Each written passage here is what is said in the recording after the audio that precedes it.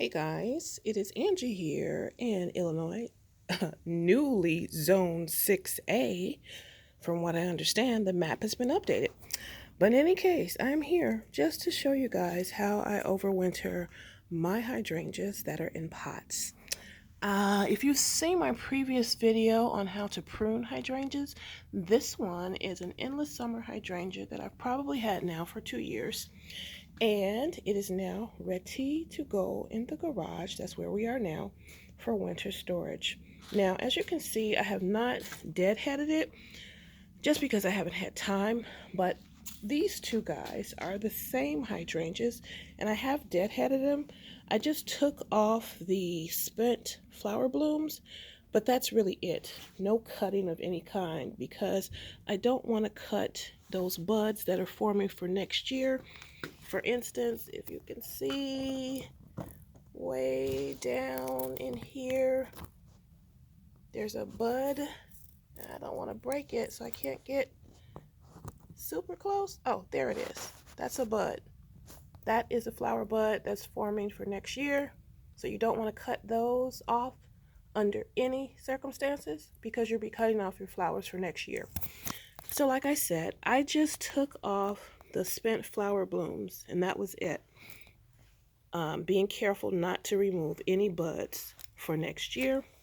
And as you'll also notice, I have these pots sitting on a piece of carpet. It's just a carpet, probably one I'm not going to use again. Who knows? I don't know. But in any case, I just wanted to make sure that they're not sitting on the concrete because concrete holds more cold. So if I didn't have a piece of carpet, I would probably use a cardboard box and lay it flat on the ground so that the surface of the pot is not making contact with the concrete. And honestly, guys, that's it. They're going to sit here all during the winter. And then in the spring, it'll be time to come out and move them outdoors again. Now, another thing that people ask is whether or not I water them over the winter. Honestly, I've never watered them over the winter, not consistently. It's more like if I think about it, I'll go out with a little bucket of water and give everything a drink, but not a lot of water because the hydrangeas are going to be dormant because they go to sleep. So I'd say maybe once a month at best. Now, what I do water is my boxwood over here that's in a container.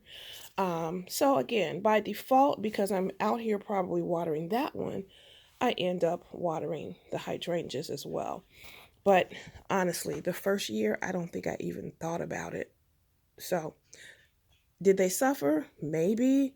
But did they live? Yes, they did live. So this is a phlox, which is in a container, as you can see below. And it's probably been in that container about 2 years now. I just bring it in over the winter. And again, a couple drops of water while it's overwintering. And it's fine. It's good to go in spring. This is a new hydrangea that I got this year called Kokomo or Kimono. Here we go. The Kimono hydrangea. Very pretty, very big, pinkish colored blooms, similar to Endless Summer and similar zone as well. I think it's only hardy down to a zone 5, but this is a good example of a bud. See that bud right there? Perfect bud, already forming for next year. You don't want to mess with that. Here's another example. Where'd it go? There we go. Perfect buds, already forming for next year's flowers. So you don't want to cut those off. And this is another one that will overwinter in the garage because you don't want that hard frost to freeze off those little tender buds. And that's another thing. Don't take it out too early if you're in a zone where you get a late frost. A late frost would probably kill those buds. That's why we're putting them in the garage over the winter, because the little bitty buds can't survive the frost. So I think that's it. Oh, sorry, forgot one more thing. Light. This garage does not get a lot of light. I don't think that's really required because the plants are dormant. So I don't think light is an issue. At least it has not been for me. I don't know. I don't know everything. And I'm definitely still learning. So it doesn't get any light in here except for when the garage doors open. That has not been an issue so far. So again, as you can see, all of the pots are sitting on some type of carpet. I think the most important thing is you put them on something so that they don't have direct contact with concrete and that you do not remove those new buds that are forming for next year. And if you remember, come in and give it a drink of water every now and again, and you should be good with your hydrangeas overwintering in your unheated garage.